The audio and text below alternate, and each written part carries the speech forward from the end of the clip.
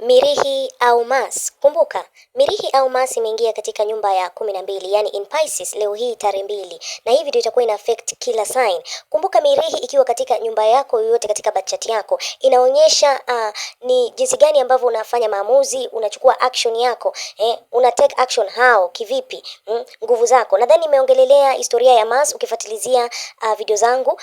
After this one kuna video ambayo nimeongelelea Mirihi na kuna vile nimeongelelea nguvu zako kiroho kutokana na ukitaka kujua nguvu zako za kiroho unaangalia mahali Mirihi iko na sayari zingine. So Mirihi huwa inasimamia nguvu zako za ndani. So wakati huu iko kwenye kundi la Pisces, na ikiwa kwenye kundi la Pisces unapata watu wanafanya maamuzi sana kupitia hisia zao, intuition yao. Kumbuka intuition nilisema ni njia ambayo malaika wako wa ndani anatumia kunena. Watu msimu huu wanadili sana na mambo ya spirituality. So hivi ndio itakuwa ina affect kila sign kuanzia kwa Aries, yani punda, mpaka kwa Pisces. Okay, Aries ama punda itakuwa kwenye nyumba yako ya 12. Utahisi uchovu sana msimu huu. Nishati yako ama energy yako itakuwa chini sana msimu huu. Kutakuwa na maadui waliojificha, watakaotambulikana, wale ambao wako behind the scene, wanakutafuta, wanakuhangaisha msimu huu utapata wanatambulikana. Utawapata tu unafanya mambo mawili matatu, unapata kumbe wananifanyia hivi. Msimu huu utawajua. Utaanza kuamka kiroho. Hii ndio muda utasikia I am spiritually awakening, vitu kama hivyo. Utaanza kujua pattern zako. Unatoka ujanani unaingia ukubwani. Kumbuka nilisema spiritual awakening kutoka ujanani kuingia ukubwani. Haya, pia msimu huu si wakati mzuri wa kusukuma kutumia hizo nguvu zako too much, kwa sababu wakati huu utakuwa na hasira za kupitiliza sana. Kumbuka Mirihi ama Mars inaruliwa na Aries, na ikiwa katika nyumba ya 12 unapata iko in the fall. Unapata nyumba ya 12 inadili na mambo ya ndani, si nje, kama vile Aries vile anasimamia the masculine. So wakati huu utakuwa na hasira za kupitiliza sana. Wakati huu pia ni wakati mzuri wa uponyaji na kupanga au kuplan vitu vyako kwa unyamavu. Go in silence. Panga mambo yako in silence ukiwa umenyamaza. Then baadaye ikija kiondoka kwenye hiyo sign yako, haya basi utapata unasonga mbele. Twende kwa kundi la pili, Taurus. Taurus itakuwa kwa nyumba yako ya 11. Utapata breakthrough au abundance yako itakuja kupitia marafiki msimu huu. Pia kupitia networking, yani hizo networking connection, vitu kama hizo unapata hela sana msimu huu. Utaanza pia kupanga malengo yako mapya msimu huu. Unaweka mimi nitafanya hivi, my goals, vitu kama hizo, ambitions, whatever. Msimu huu ni mzuri sana wa kufanya hayo. Kutakuwa tena na ushindani sana katika social circle yako. Hao marafiki wako ambao una mzunguko wako, hao mabeste watakuwa wanajibizana sana na kushindana sana na wewe msimu huu. Jaribu kuondokea vita kati yako na marafiki, maana muda huu kwa sababu ya kubishana utapata mnaanza vita. Jaribu kuondokea vita msimu huu. Haya, Gemini itakuwa kwa nyumba yako ya 10 nyumba yako ya 10. Utakuwa na msukumo sana kazini. Utakuwa na mambo na kazi, vitu kama hivyo, kazi ikoje, vitu kama hivyo, nafanya kazi hii 1 2 3, vitu hivyo. Utatatizana sana na mabosi wako ama wakubwa wako kazini msimu huu, mtajibizana sana kweli kweli. So jichunge sana vile unadili kikazi, jichunge sana vile unadili na wenzako.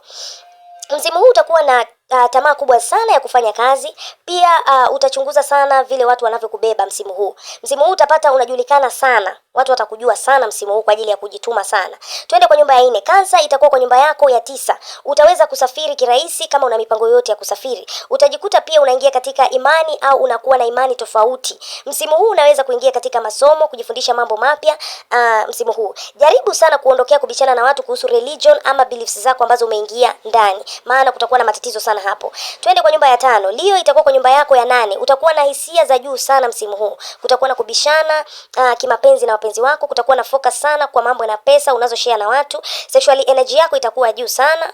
Jaribu kuondokea wivu msimu huu, maana italeta vikwamo katika maisha yako. Twende kwa nyumba ya 6. Nyumba ya 6 Virgo itakuwa kwa nyumba yako ya 7. Kutakuwa na matatizo katika mahusiano. Utakuwa na increase in passion. Utaweza kufanya kazi na watu kwa urahisi sana msimu huu. Chungana sana na kutatizana na watu na kuchunguza na kugombana na watu na kugwaruzana na watu msimu huu, chunga sana. Libra itakuwa kwa nyumba yako ya 6. Kutakuwa na ushindani sana kikazi. Jaribu kuangalia afya yako msimu huu na kuwa na daily routine inayoendana na wewe na nidhamu msimu huu, maana msimu huu ni msimu mzuri sana wa kupokea unachohitaji ukitia bidii. Scorpio itakuwa kwa nyumba yako ya 5. Utakuwa very romantic, passionate. Ubunifu wako ama creativity yako itakuwa juu sana msimu huu. Kutakuwa na taking action. Take risk kwa mambo ya fedha itakuwa juu sana msimu huu. Jaribu kuondokea katika gambling, casino, vitu kama hivyo vitakunyonya pesa yako msimu huu. Sagittarius ama nyumba ya 9 itakuwa kwa nyumba yako ya 8. Kutakuwa na vita za kifamilia, utahitajika kutengeneza makazi yako au nyumba yako, maana kutakuwa na repair, you need to repair mahali unapokaa nyumbani. Jaribu sana kuondokea vita vya nyumbani, maana kutakuwa na hizo kubishana, kutatizana, jaribu kuangalia. Haya, repairs za nyumba pia jaribu kuangalia ni wapi unafaa kuweka mambo sawa. Utahisi kuchanganyikiwa kihisia msimu huu.